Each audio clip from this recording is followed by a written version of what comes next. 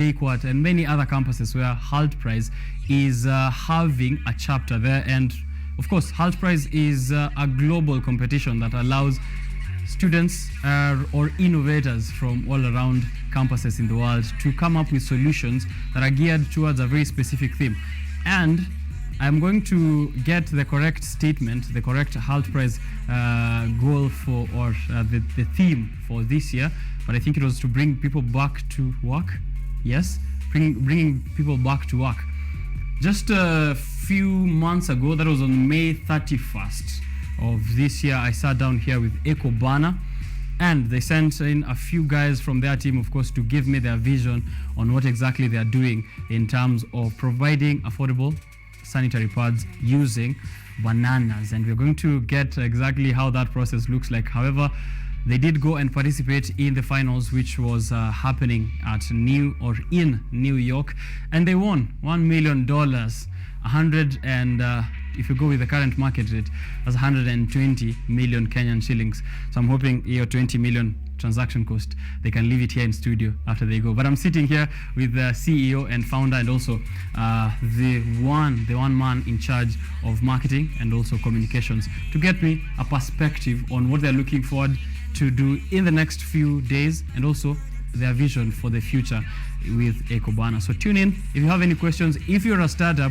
who wants to participate in Hult Prize, this is the time to get to learn how they did it and how you can do it next year when Hult Prize comes back again. Thank you guys for coming through. Thank you for having us. I'm going to allow you to introduce yourselves, and also maybe just a general look into your specific roles at Ecobana, and then we can get to this conversation. I think I can start with you, the far end, and then we can bring it this way. Okay. My name is Brian Ndongo. I'm the Chief Communication and Marketing Officer at Ecobana. I'm a communication student at St. Paul's University. I'm a writer and I'm an actor. And I'm passionate in creating impact to the society. My role at Ecobana involves like the image of Ecobana, like how it's supposed to look like, our social media, and then also the communication between us and people who want to reach to us. Yeah. All right. Want to see you? Yes. It's your time. Thank you. My name is Lennox Omondi. I'm a student at St. Paul's University. I'm the CEO and founder of Ecobana Limited, and an SDG 5 champion, a fellow with Africa 4 SDGs, and also a Hult Prize 2022 winner. Right. A few years since Bupas won, yeah? How Yes. does that feel to bring it back home after so many attempts by many other startups? Must be quite surreal for you. Yeah, it wasn't a walk in the park. And you know, Bupas was a team with only one Kenyan student or a co-founder. But with us, we were a full Kenyan team, a full Kenyan university. So that means a lot, not only for us, but also for Kenya, and even teams which are gearing for next year's call to action, which is redesigning fashion. Right. Yes. So next year is redesigning fashion. Fashion, yes. This year it was bringing people back to work. Yes. All right. Bana communications head, when you were there, when they were announcing that you guys have won the $1 million, it was quite a scene. You guys jumped out of your seats, very excited. How did it feel for you? At first, I never believed it because he said like, and the winner is Eco. So the CEO also jumped because he had. It was the only echo. I wanted to hear Ecobana. So the moment I heard Bana, I was like, nice. We did it. I also jumped. I was happy. Yeah, as you said, it was not a walk in the park. So I was like, finally, it has really paid off. Right. Yeah, it was quite a journey, right? Yeah. And maybe get us an understanding of how has it been, maybe trying to communicate your vision as Ecobana all the way to Hult Prize final. How was that in each stage for you? Again, that was also hard. I remember when we were starting, people used in the university, now St. Paul's University, when we were telling people, come join us, we have this idea, we want to do this and that. People are like saying, apana, no. Fibers, sanitary pads, na nyinyi wanaume, no way. So they were make. So they were also calling us ati wanaume wa pads. Yeah, so and you really like had to tell people, this is the way we want to do it. They never understood. Also communicating to the school, you know, the first time Hult Prize, Kenya ever won Hult Prize was Bupas, you see, and that was way back in 2016. Now in 2022, people are like, you guys cannot make this. You cannot get, yes, you have won, yes, but you cannot get to the finals and win the finals. But for us, we were optimistic. So even communicating to the school, come, be on board, help us. It was also quite a challenge, but finally they helped us. Right. Yeah. And wanaume wa pads. Who's laughing now? Right? Yeah, true. Bwana But- CEO. yes. Now, looking at other startups which were there, right? Even from away from campus to the regionals to the finals. Yes. I'm sure there's usually that there's that comparison which as humans we cannot avoid. Of course. Did that come to you? Did you look at other startups and you're like, man, this guy seem like they might edge us out? How did that look like? Yeah, of course. Right from regionals, because for the on-campus, it was a bit smooth. But from regionals, we started narrowing down teams that we are afraid of as a startup, because each and every team has their strength. Now, at the Global Accelerator, we were 28 startups, and only 6 startups were to make it to the global finals. Again, we were to do that comparison, because there was a team from Hong Kong, Australia, there was a team from Switzerland, a team from Cameroon, South Sudan. So there were a lot of teams, and every team had their own strength. Right. And every Friday, You cannot ignore it. yes, you can't ignore it. You can see it when they are pitching. You can even feel it. And every Friday we had pitch Fridays, and each and every pitch Friday, each and every team was improving daily. We were improving. They are making good improvements.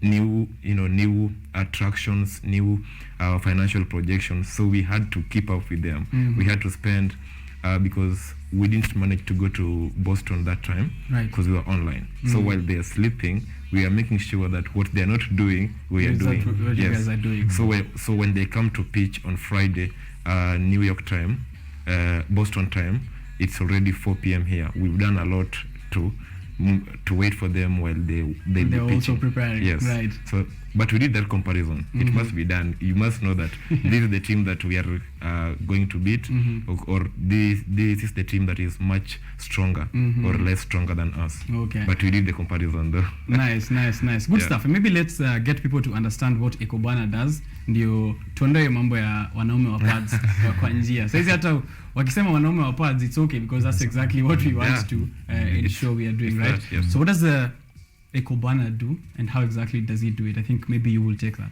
Yeah. So 2 years ago, that is 2020, when we were both freshmen, we started the journey of Ecobana. And now Ecobana is a social enterprise that manufactures biodegradable sanitary towels using banana fibers. So we are using a concept of green and circular economy and design thinking techniques to skillfully craft the sanitary towel using the banana fibers. Yes. All right. So do you source this yourselves, or do you have someone who's like you have farmers, or you have a team that is doing that? Yeah. As a startup, of course, we are sourcing it ourselves. But at the moment, we are going to, because the vision for the Hult Prize is to create the next wave of the social entrepreneurs. And by doing that, they also want us to be able to create 2,000 jobs by 2024. So if we continue sourcing them ourselves, we are not going to create those jobs. So that's why we are bringing people on board, both students, people of like-minded individuals, to be able to help us in right from the production step until the product step. Yeah. All right. So as communication said, I'm going to maybe direct issues of communication, communicating the vision of the company and all matters of marketing to you. How do you plan, or what is the plan currently to ensure that now Ecobana is getting to as many people as possible? Because this is a solution that is going to be really helpful, especially for people who might not afford conventional sanitary towels that are currently in the market. So what's the plan like now to reach to many people? So the plan currently is like we've opened channels to everyone, because we know, manufacturing this ourselves, right from production to, let's say, step A to step Z, requires a lot. So we've opened channels to people, like, come tell us you want to help us do something maybe in step B. So, and try to talk to us, explain it to us, how will you do it? Someone else might come, has a knowledge of step F, So come and tell us, how do you want to do this? How and then so when we sit down, we'll be able to discuss, and we'll see this one will enter into Ecobana in this way, and after agreeing, this is how we can do. In reference still to the theme of bringing people back to work by employing 2,000 people by 2024. We need now to employ these people, because you see, sourcing for the raw material from the farm to the factory where we are reaping the banana fibers, and then now the banana fibers to the crushing and to making the sanitary pad, and then to the distribution and to marketing, we require a lot of people. So for us, we've just like opened channels of communication, and we are accepting anyone. All right. Yeah. And so currently Ecobana is based in Nairobi? We are currently in Limuru. Or in Limuru? Yeah. Okay. Is this where the production is taking place, or is this offices for the startup? This is generally the production. Offices, we're going to set it somewhere else. Okay. Yeah. Limuru is where St. Paul's University is at? Yes. Okay. So are you still maybe working with the university in one way or another? Yeah, we have not cut ties with St. Paul's University because we are still students, and you can't outshine your master in some way because we still need a lot from the university because we still need guidance, consultancy, short nitty-gritties which the school can offer because we are still their students, and because we are also students of marketing, mass communication. We need the university, and they need us in the whole process. Yes. All right. Now you've mentioned that there are other, of course, nitty-gritties and other things that you get from the university. Yes. Maybe let's take it back also to Hult Prize finals. Apart from the $1 million, and I think it's also good because I introduced with the presence of other startups, which is also a good thing in terms of motivation, in how you're preparing for your pitch, in how you're also evaluating your business model. Are there other things apart from the money that you can say you really were very important for you to gain in this journey of Hult Prize?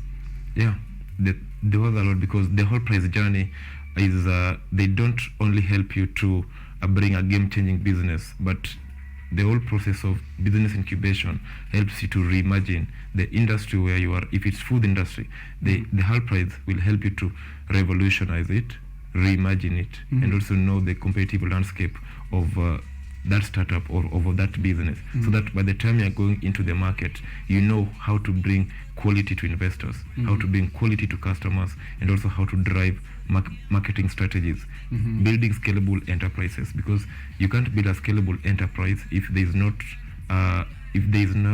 going to be an entrepreneurship growth.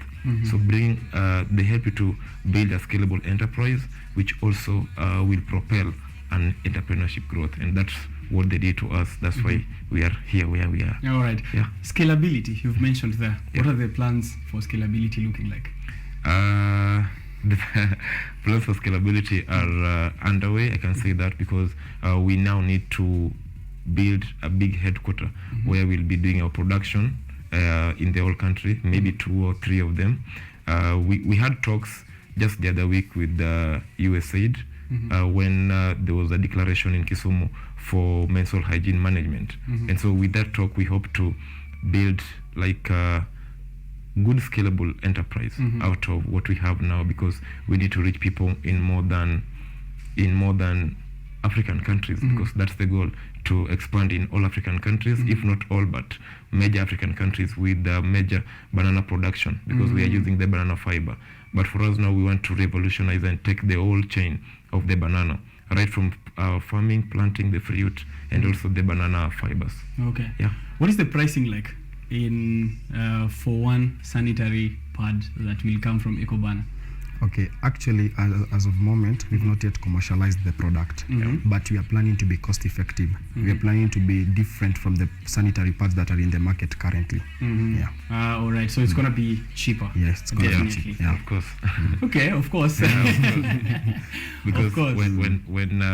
when you compare pricing methods that are being used to sell products like sanitary towels, and because they are tax-free, you don't hype it at an extent where somebody will be comparing between a bread and a sanitary pad. And when that comparison is made, it means that as business, we are making it hard for people in that sector, because almost in Kenya we have a serviceable market of 27 million girls and women, meaning that is a market we are going to lose just because our price is high. Then they'll opt for food, because you can't die because you don't have a sanitary pad. Yeah, you'll opt for food. So when that comparison is made between a bread and a sanitary pad, there we don't want to make that. We don't want people to do that comparison. Yeah. So we want to make it a cost-effective product, hygienic product, comfortable, so that when you go to the market or to the shelf to buy it, or even to buy food, you'll feel like, let me buy both, or let me buy the sanitary pad. It's not bread or pads. Yeah, it's not bread and. Yeah, exactly. And we still want our girls to remain in school, because you'll find in cases when the national exams is near, some tend to miss the national exams because they are on their periods.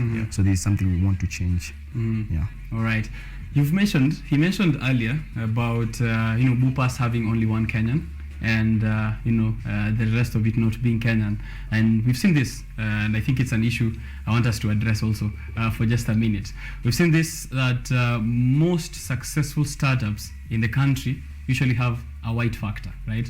It's usually a black co-founder to reach out to the black masses, and a white co-founder to reach out to the investors. You guys did not did not go that direction. Was that intentional, or didn't you know that maybe you could fine-tune it with a white factor?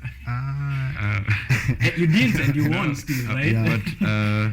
But did that ever cross, or have you had to think about that as one of the factors which affect how fast startup can go in the country?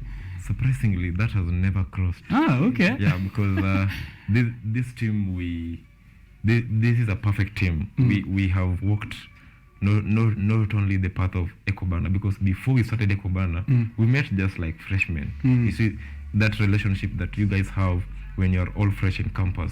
So I believed in this team, and we also believed in the startup, even though we started, kind of failed twice, lowered the pressure down, like we were going to stop, but again we rose up. So this is a team we've worked with, a team that even people don't believe that there should be a white factor. For us, we believe that we are going to get what we want from the white factor. So like we were from Kenya, went to their home country and got what we wanted from them. So, but we also don't view them like as a white factor. As a white factor, yeah, right? we view them as maybe investors. We view them like people who have the same goal, the same vision, because mental hygiene management is a talk even that happened at the United Nations General Assembly when we were preaching that day. Right. So it's a journey of just bringing everybody who is like-minded, with the same vision, with the same goal, on board to approve a concept or to prove a goal in a mission. All right. Yeah. He's mentioned that you mentioned failures at some point. What are these failures you guys have gone through? Actually, 2020, we tried Enactors. There's another global organization called Enactors. So we tried and failed. 2021, we tried again, failed. And even this year. Even this year, we tried it again and failed. While you're still preparing for Hult Prize. Yeah. Earlier this year, we failed in actors. Okay. Have these failures informed something? Yeah. Because each and every time we fail, we like go back to the drawing board and see what did we miss, and like we know next time when we are doing this, we will add this or we do this differently. So all those failures like have been like stepping stone to us. They have helped us like see this is how you're supposed to do it, and this is the way to do it. How would you say the role of Hult Prize has been in maybe growing startups and growing innovations all over the world, now that they've been doing this for quite some time and you guys have participated through the whole process from scratch to finish? Are they strengthening the growth, or are they also invoking innovation in campuses all around the world? First, I'd congratulate them a lot because they're using the resources they have at hand to impact people. Yes, they are strengthening because we are competing globally. You could see what people are doing in other continents, other countries, and you could see they are solving problems, that real problems. So for Hult Prize, they are solving and they are really impacting people, and I'm grateful to them. Right. Yeah. When I see you, Yes. why is it that it takes us such a long time to get startups like Ecobana on a global stage to win? I don't know, maybe you've seen something that should change or that could change. You guys have, as you've mentioned, 2020 you tried, went back to the drawing board, 21 back, this year also. Is there also something that other startups in Kenya need to be doing so that we can also push more? When it gets to Hult Prize finals, it's not a question of whether we might get it this time. It's we are going to get it, or we are most likely going to get it. Yeah, I think with the Hult Prize, it's just different, because if we didn't have perseverance, we I think just at the regional level, that's the place where we are going to be, because what Hult Prize wants from you is to see that consistency. They want to see that growth. They'll tell you, we want this today, and you have to bring to them that thing today. It's just a business mindset, an entrepreneurship mindset that you must have, because if you can't do it, they say that fear has a definition of forget everything about it and run, or face it and rise. So if you just forget everything, it's just fear. So Hult Prize has helped us to have that persistence, that growth, because we've seen a lot of startups from Kenya make it to the global accelerator, but they don't make it to the global finals. I tell you, there's a lot of heat and before pressure you get to the at the global accelerator. Yes, it's a 3-week intensive business incubation, which really requires everything: focus, hard work, persistence, teamwork, mostly, because that is when there's a due diligence, and its deadline is at 11 p.m. and all of you have work to do. You have like 11 things to prove, and if you don't have teamwork, we anafanya ile, this guy is going this way, all of you just crash at that point. But it's also nice to see that we had a team 2020 called Clean, which was founded by Tony Olela. The team did well, but also I did have Tony here some time back as well. They did well, but they didn't manage to travel because of accommodation stuff, transport issues, and I think that is also something that happened to us, because we qualified to go to Boston, but we didn't manage to go because of getting funds to go. I think that is also something that has also deprived and also given a lot of Kenyan startups less hope, because you strive to make it at that point, but when you approach somebody that I have this and I'm doing it, they don't believe in that, because they tell you, oh, they still one more step ahead. And how many teams are you? 28 more teams. And how many teams will go to the finals? Only 6. No way, you won't make it. So and then after 6 is 1. So they just don't believe in us that we can do it, and that's why we had to remain persistent. We had to show the hard work and also prove that not only is Kenya competitive, is globally competitive, but also the startups in Kenya are able to show the world that we are solving problems which are happening in our country, problems which we are the ones facing. Because when you're in these innovation forums, you'll know that Kenya is really a poor country, because everybody will be like, where are you solving your problem? We are solving our problem in the poor country, which is Kenya. So they give reference to Kenya, and to us, I think we started seeing that from the regionals, and it was really motivating us, because somebody is speaking about Nairobi, and the picture of Nairobi that they're showing is not the same Nairobi that you know.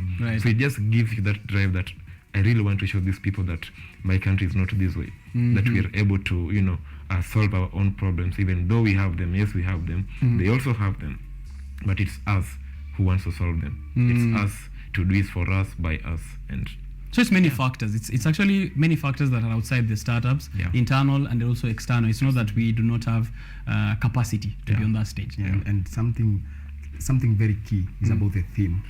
Every competition has a different theme. I think that this is something that we learned. The theme for this year is not the theme for next year, and it's a different theme with another organization. So you must first understand the theme, and then after understanding the theme, try now to put your project or your startup or your idea into alignment with that theme, and you'll definitely make it. Okay. As you're still on that, maybe what else can someone who wants to participate in Hult Prize next year know, apart from the process? As you've mentioned also teamwork. He's mentioned teamwork there, knowing the theme. Are there other things that maybe people should be putting into consideration as they get into competition next year? On top of all that, is just believe in yourself. Okay. Believe in yourself. Yeah, I because- remember Dula also really nailed on that belief believe in system. yourself. Because we were like, hey, we are boarding the flights. We are going to New York. We are going to pitch this thing. When we went like number 2, so in the semifinals, we are going to pitch. Are we going? And to you want bring it to home? win. Yeah, and we want to win. And it's only in a 4-minute a 4-minute pitch. And it's $1 million pitch, but in 4 minutes. And it also has a 4-minute question Q&A. So everything is just very intensive, and because many people want to believe in you. Because even us, when we were leaving the country, not so many people were like, we wish you well, we are rooting for you. Only those people who know our journey from where we started 2 years ago could say that we really believe in you guys. Just go and do it. And we too. We did say you guys are gonna win. I am on record saying that you guys are going to win. Yeah. So congratulations. Thank you. Was it all work though? Mom kujibamba. In New York, Empire State of Mind. I mean. Yeah, of course. Going to New York, of course, it's a city full of entertainment, like everything. Yeah, but we did enjoy. Yeah, we had some time to walk around Central Park, Times Square, Empire State Building. Name them. Yeah, I don't all know. of them. Yeah. It's So now your local town. We did. We did. Of course, We did. congratulations, guys, once more. I'm really happy to have you here after you've won. It's an honor, of course, to also have this kind of sit down with you, because I saw the first interviews you guys had, the first 30 minutes with BBC and all the rest. Yeah. But finally, Biashara Tuesday, of course, the home of Ecobana. All right, maybe lastly, I will take a comment from each of you on the vision, of course, of Ecobana again once more, to ensure that people understand what kind of solution you guys are providing, and also maybe a call out to anyone who might want to participate. As you said, there's someone maybe wants to come in through at a certain part of the process, maybe distribution, maybe processing, maybe manufacturing, and all of that, and also exactly where they can reach you out. So I think I'll begin with you and then tutamaliza nayo.